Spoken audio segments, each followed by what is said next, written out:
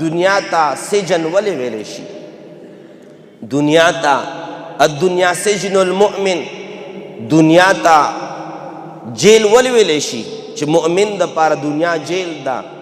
جیل کې څوک خپل اختیارات نشي چلولی، ځکه ورته دنیا جیل د مؤمن ته. جیل کې 100 بجې درله روټۍ راوړي، ټومغ ټیم به یې خورې، مخکې غوښتی شي که ویې غواړې څوک یې نه درکوي. څه ټیم باندې تا خپل قضای حاجت پوره کوي، همغ ټیم باندې بسې. څه ټیم باندې تا پرېږدي رهایي درته ملاویږي، همغ ټیم باندې به رهایي ملاویږي. چې کم انسان په جیل کې ګیري وي د هغه اختیارات ټول د چا سره وي؟ د هغې سوپرډنټ سره وي چې چا په جیل کې ساتلی دی. مونږ دنیا مونږ دپاره جیل خانه ده. مونږ هغې خلکو په شان به وخت تېرو څوک په جیل کې چې وخت تېروي. مونږ دپاره دنیا جیل دی. جیل مقصد دا نه چې مونږ خپل اختیارات نشو استعمالولی، مونږ به هغه اختیارات استعمالو چې کوم رب العالمین مونږ ته راکړي دي. جیل کې جیلخانه کې روټۍ ورته کېږي، بس تا اختیار دا دی چې دا روټۍ وخوره، خو دا اختیار د ستا نشته دی چې ته د وخت نه مخکې روټۍ طلب وکړې یا مخکې روټۍ وغواړې. مونږ دپاره دنیا جیل دی، ټول اختیارات د رب العالمین دپاره دي. غرض مده حاضرینو، نبی پاک صلی اللہ علیہ وسلم مبارک فرمان علی شان مسنگ گزارش کو الحیاء والایمان قرنا جمیعا، ایمان او حیا دا دواړه تړلی شوي څیزونه دي.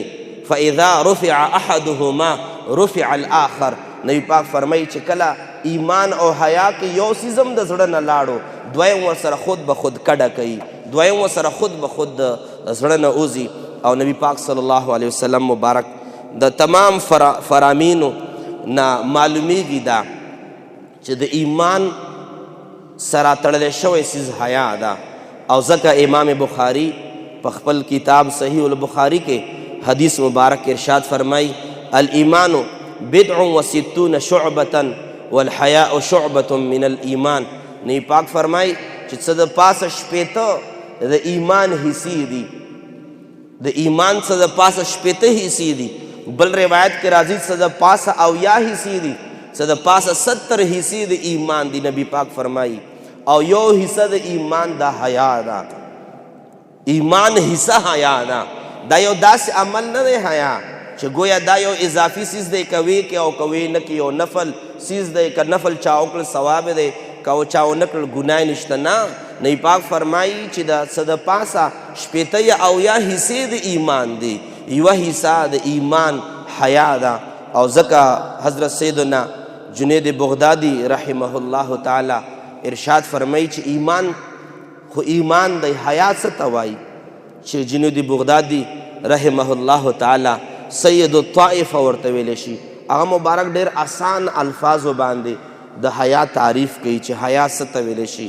شیخ جنید بغدادي رحمه الله تعالی ارشاد فرمایي چې حیا د انسان دا ده چې دی به د الله پاک په نعمتونو کې سوچ وکړي او بیا به په خپلو ګناهونو کې سوچ وکړي. انسان به د رب العالمین په نعمتونو کې سوچ وکړي چې الله پاک مالا کم کم نعمتونه راکړي دي. اول به د خپل د سر نه شروع کړي تر نوکانو پورې په بدن کې څومره نعمتونه دي، مور و پلار نعمتونه دي، بچی ښځه نعمتونه دي. سحر ناشته کوي دا نعمت دی، غرمې روټۍ خورې دا نعمت دی، زه چې خبرې کوم دا نعمت دی، تی چې اورې دا نعمت دی، زه چې لاس خوځوم دا نعمت دی، د ستا په ذهن کې د ما لاس چې کم طریقې کار او انداز راځي دا نعمت دی، ته چې بازار له ځې دا نعمت دی، چې ته واپس راځې دا نعمت دی. علما فرمایي چې ته چې سا اخلې دا یو نعمت دی، چې سا واپس وباسې دا بل نعمت دی.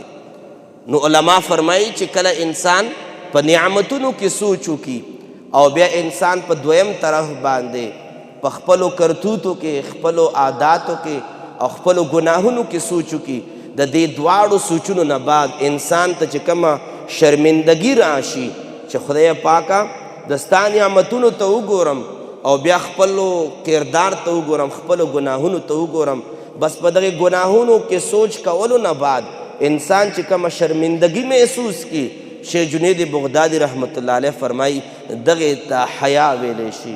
او دغه حیا چې ده دا د ایمان جز دی او ایمان ښکلی شوی دی دا په حیا باندې. رب العالمین د موږ ستاسو د دواړو جهانو خوشحالۍ او برکتونه نصیب فرمایي.